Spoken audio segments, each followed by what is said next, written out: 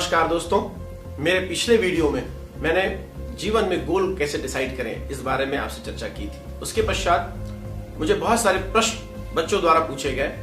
हम बहुत अच्छा गोल डिसाइड भी कर लेते हैं, हम उस गोल के योग्य भी होते हैं, हम अच्छी कोचिंग करते हैं, हम उन्हीं पुस्तकों को पढ़ते हैं जिन पुस्तकों को पढ़ना है और हम अच्छा मार्गदर्शक भी चुन लेते हैं, फिर भी हम सफल नहीं हो पा रहे हैं। जब इन चीजों का मैंने अध्ययन किया तो मैं एक निष्कर्ष पर पहुंचा कि बच्चे तैयारी तो करते हैं परंतु वह दिशा भ्रमित हो जाते हैं। कई ऐसी चीजें हैं जो उन्हें दिग्भ्रमित करती हैं। मैं एक छोटी सी कहानी इस संदर्भ में आपके साथ साझा करना चाहता हूं। एक बच्चा बहुत दिनों से तपस्या करता है। उसकी तपस्या से खुश होकर ईश्वर उसके समक्ष प्रकट होते हैं और उस बच्चे से पूछते हैं कि बता बस तेरी क्या इच्छा है। वो बच्चा बोलता है कि ईश्वर मुझे कुछ ऐसी चीज चाहिए जिससे मैं जो चाहूं वो मुझे प्राप्त हो जाए।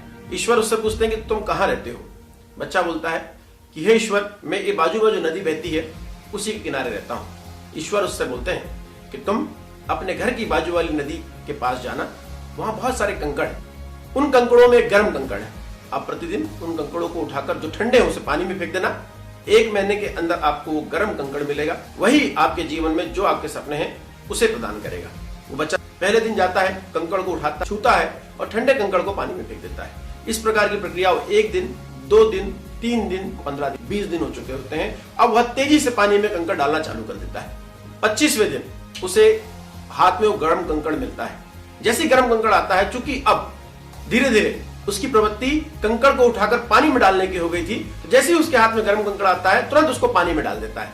उसके हाथ से वो गर्म कंकड़ चला जाता है और बड़ा नर्वस सा हो जाता है और वह अपने लक्ष्य पर असफल हो जाता है। यही गलती प्रतियोगिता परीक्षा में तैयारी करने वाले आए बच्चों के साथ होती है।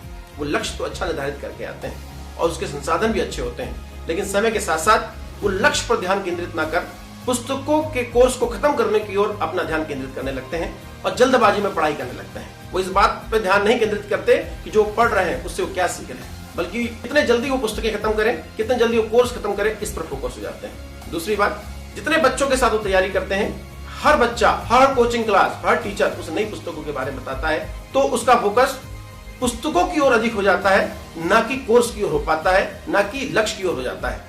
वो बहुत सारी पुस्तकों के माया जाल में फंस जाता है और अपने लक्ष्य से भटक जाता है। तीसरी बात, जैसे ही वो तैयारी करने आता है, तैयारी के कुछ समय बाद वो अपने एग्जाम पर केवल फोकस नहीं रहता, वो बहुत सारे एग्जाम्स की तैयारी चालू कर देता है। हमें इस बात को ध्यान रखना पड़ेगा कि हर एग्जाम का रिक्वायरमेंट अलग अलग होता है। जब बच्चा बहुत सारे एग्जाम की तैयारी करना चालू कर देता है तो अपने मुख्य लक्ष्य से वो भटक जाता है। चौथी बात, कुछ समय बाद वह उस क्षेत्र से जुड़ी छोटी मोटी नौकरियों को प्राप्त करने की ओर दौड़ जाता है, या किसी कोचिंग में पढ़ाना चालू कर देता है, या बच्चों को पढ़ाना चालू कर देता है। पांचवी बात, जब बच्चा कुछ दिन हो जाता है उसको पढ़ते हुए, तो अपने आप को ज्ञानी समझने लगता है। वो अपने आप को उस क्षेत्र की भाषा में कहें तो मठाधीश समझने लगता है और दूसरों को अपने ज्ञान को बखारने लगता है।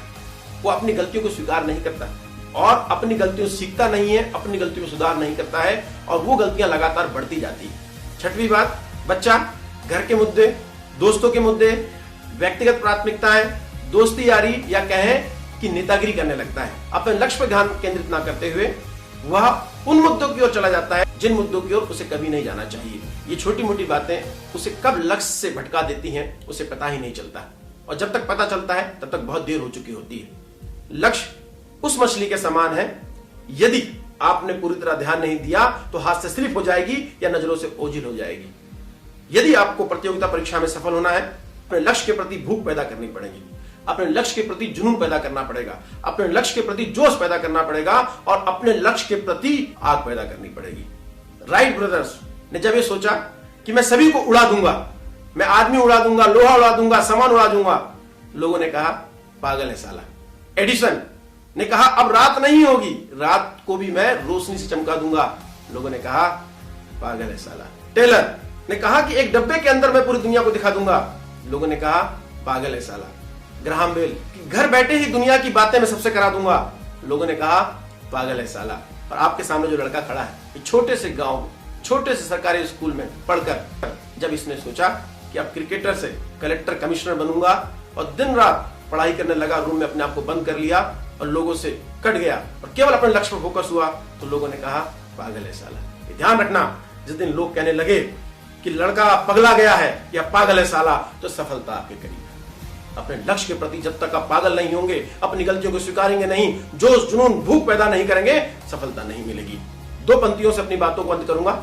जीत के लिए बस जुनून चाहिए, जिसमें उबाल हो ऐसा खून चाहिए। ये आसमां भी आएगा जमी पर, बस इरादों में पागलपन की गूंज चाहिए। बहुत बहुत धन्यवाद।